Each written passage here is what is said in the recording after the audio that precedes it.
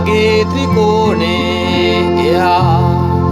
අනෙක් ත්‍රිකෝණෙට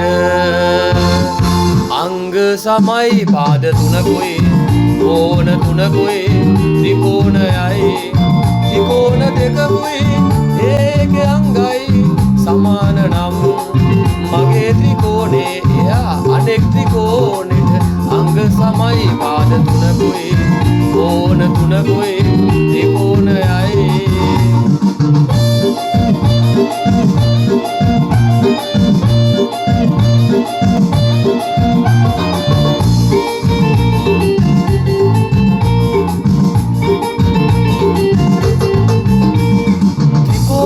පාද දෙකයි එය මැද කෝණය තව ත්‍රිකෝණයක පාද දෙකයි එය මැද කෝණෙට සමාන වූ විට ඒවා පාකෝපා ලෙස අංග සම වෙලා දෙදෙනම සමාන වන ලෙස සමාන වන ලෙස සමාන වන ලෙස අංග සමයි සමාන වන ලෙස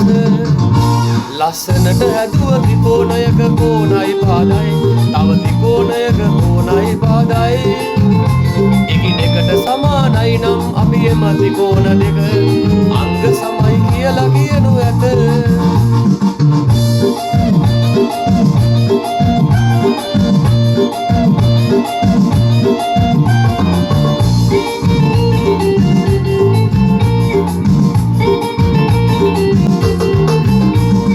පාද තුනට පාද තුනම සමාන වන විට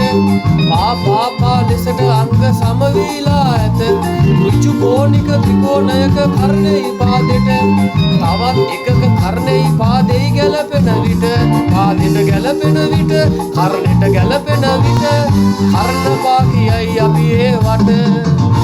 ලස්සනට හැදුව ත්‍රිකෝණයක කෝණයි පාදයි තව ත්‍රිකෝණයක කෝණයි පාදයි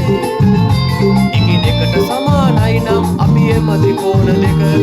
අංග සමයි කියලා කියනු ඇත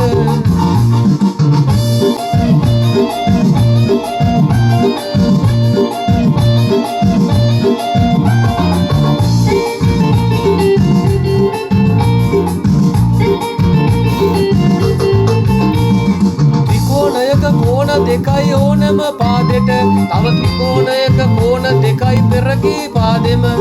සමාන වූ විට ඒවා කෝපෝපා ලෙස අංග සම වෙලා දෙදෙනම සමාන වන ලෙස සමාන වන ලෙස සමාන වන ලෙස අංග සමයි සමාන වන ලෙස ලස්සනට හැදුව ත්‍රිකෝණයක කෝණයි පාදයි තව ත්‍රිකෝණයක කෝණයි පාදයි එකිනෙකට සමානයි නම් අපි එම ත්‍රිකෝණ දෙක